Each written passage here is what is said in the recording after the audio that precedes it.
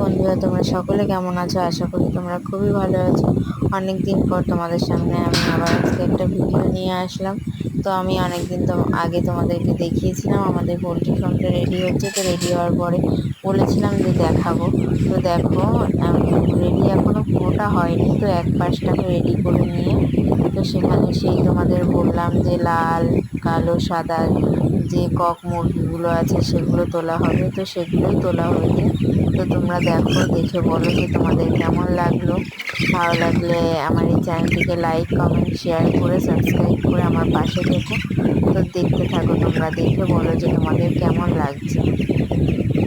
এই যে লাল সাদা জায়গাটা দেখছো, এটা ওদের জলের জায়গা। এই জায়গাটায় ওরা জল খায়। আর এই যে লাল আর হলুদ যে জায়গাটা দেখছো, এটা খাবারের জায়গা। এই জায়গা থেকে ওরা খাবার খায়। তো দেখে বলো যে তোমাদের কেমন লাগলো।